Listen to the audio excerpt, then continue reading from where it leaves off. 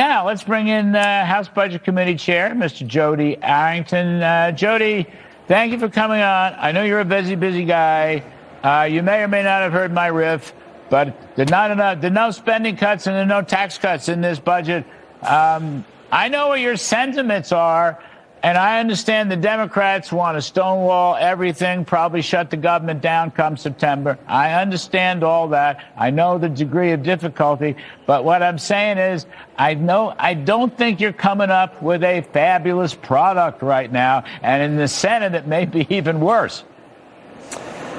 Well, Larry, listen, I'm a Texan, so I'm a go big or go home kind of guy, especially when it comes to tax cuts and spending cuts. And in the first big, beautiful bill, the first reconciliation bill, we passed historic tax cuts. We built on the architecture of what you did in the first Trump administration with the Tax Cuts and Jobs Act, and then we cut $2.5 trillion in waste, fraud, and abuse, which was the second largest spending cut in the history of the United States. I'd like to do it every time, but there is a point at which you can break the whole system down and fail to get anything done. And we're 100 days away from the midterm elections.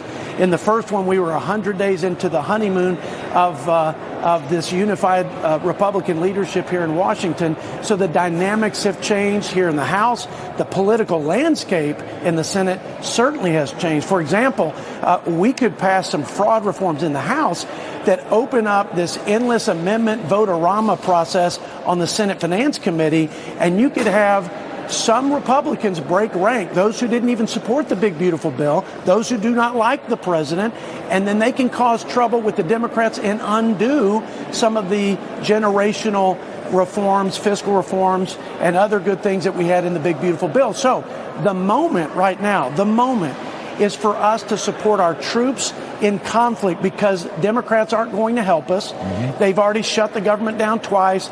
They've blocked the NDAA, the National Defense Authorization Act. They've blocked FISA. They won't help us. Our troops need us to fight and win and come home safely and prevent a nuclear Iran. Secondly, we have to advance the SAVE Act. We have to put the safeguards and infuse confidence for the American people in the electoral process. You do not have a functioning democracy, and you certainly don't have the consent of the governed if you don't have integrity in elections. That's the big opportunity for us, and that's what we're laser focused on here in the House. But can you possibly get I'm going to say it's 3.0 budget reconciliation. Sure. You only need 50 plus yep. one, plus the VEEP in the Senate. Okay, so, Jodey, can you get that without pay-fors, without offsetting budget cuts? Well, we should have pay-fors for everything. You know, that's my position. I think the pay-fors are better done in the Senate so that they don't step on a landmine and open up, as I mentioned, in vote-a-rama, the risk of losing some of the savings and reforms that we put in the first reconciliation bill. That's number one. And I can give you a list of, I think, fairly easy politically savings and anti-fraud measures and beyond other reforms that could save us hundreds of billions of dollars. The Senate ought to focus on that. And here's the second point.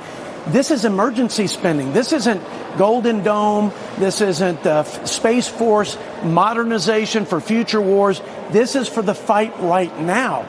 Our troops are counting on us. There is a need for speed. And then this is the last best train leaving the station. I think the most potent legislative tool to get the Save America Act and do what is not only the top issue for President Trump, it's the number one issue for every voter in every district in the land. It's certainly number one in the great state of Texas. And I think long-term, probably the most important issue to the Republic altogether. I agree. Look, I want to get the Save America Act. I want to get the military spending in. Yes to all that stuff.